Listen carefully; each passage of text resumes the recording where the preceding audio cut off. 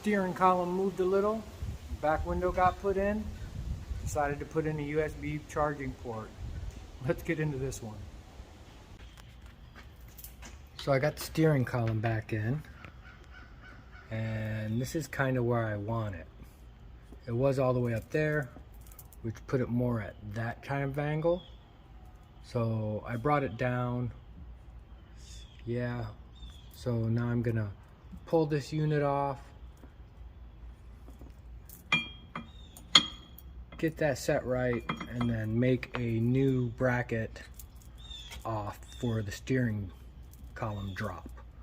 So that's what I'm gonna start working on now.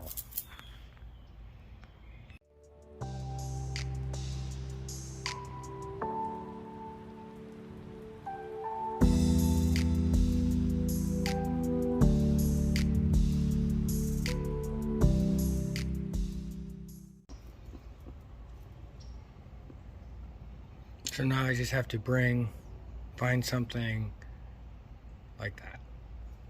So let me dig around in my pile and see what I got.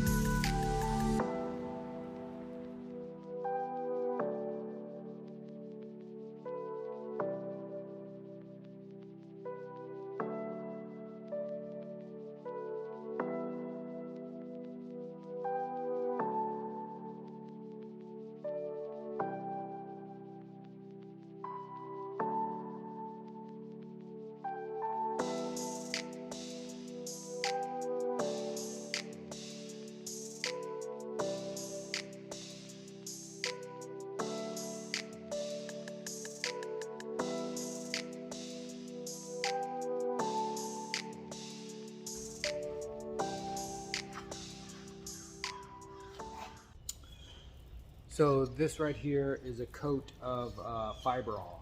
So basically it's just like Duraglass, but it's made by U-Pole. I just wanted just to smooth it all out because I am painting this metallic charcoal gray color that's the accent pieces in there. So I just put it on there just to smooth that out, and then I'm just going to sand it and then go from there.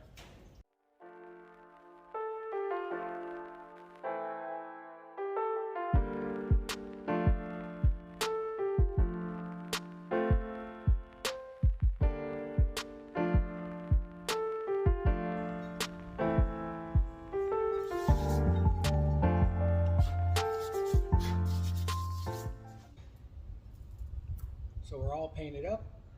Let's put it back in.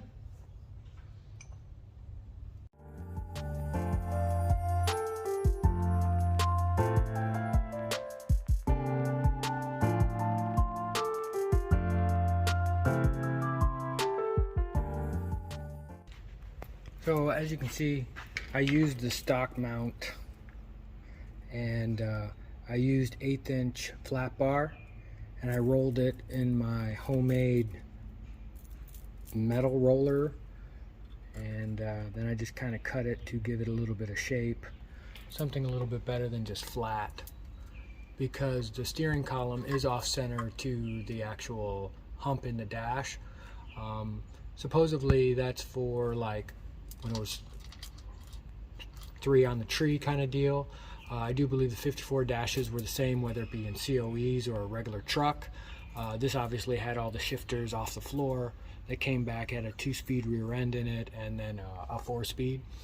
So what I did was I just welded it all together and then I cut this out here and here to give it a little bit more shape, a little bit more aesthetic pleasing. And there it is. Yep, I definitely like how that turned out. So here's how the steering's hooked up. So stock 2004 Silverado steering box, rack and pinion, I guess. And then I go to the stock spline count with a U-joint up to a 3/4 DD shaft in there, and then I drilled like a inset hole, so when the screw goes into it, it actually locks it into place inside. And then I have a Heim joint, because up here I have a double U-joint here, and then up there is my stock steering column with 3/4 inch round that comes through, which is stock. I drilled a hole into the stock 3/4 inch round, and then ran my set screw into the shaft, and then that holds it all together. So there it is.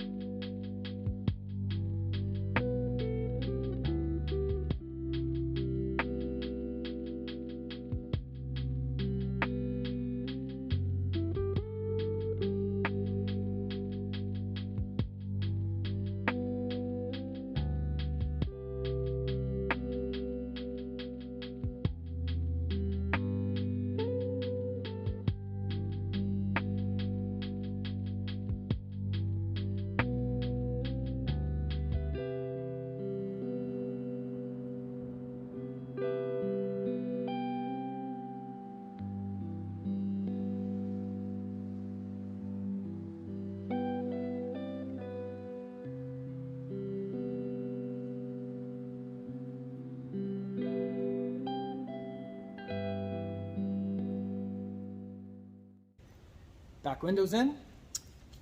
This was the stuff that I put along the pinch weld for the rubber to set up against before I put the glass in.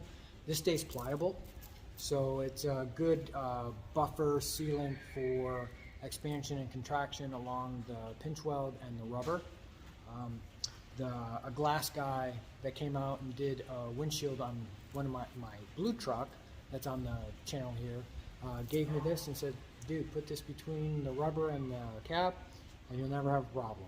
So I'm sure 3M sells something comparable, like a compounding glaze putty or something. But I had this on hand, and I've had this for about 1.5 years, and it's definitely non-hardening sealant, and it prevents leakages. It worked for that one, so I'm sure it will work for this one. All right, so on to the next thing.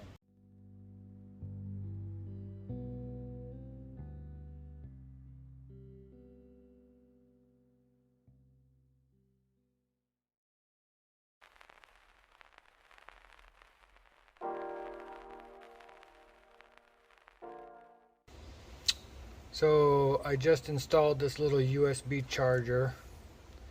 It works on ignition, you know, like accessory power only. And there it is. And you can actually turn it on and off. Little cover, good to go.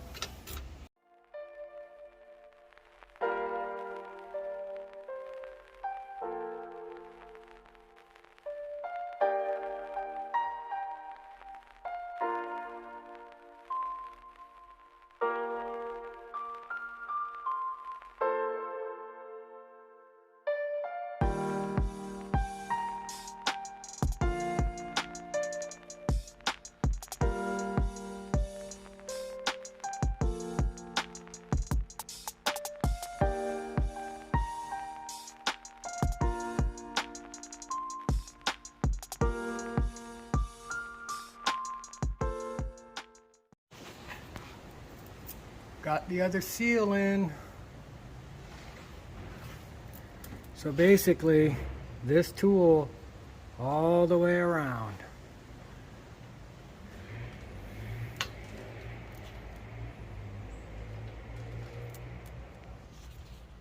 There it is.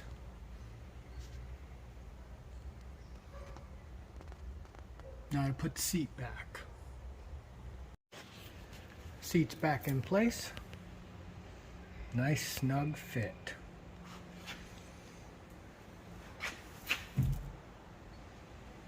Perfect.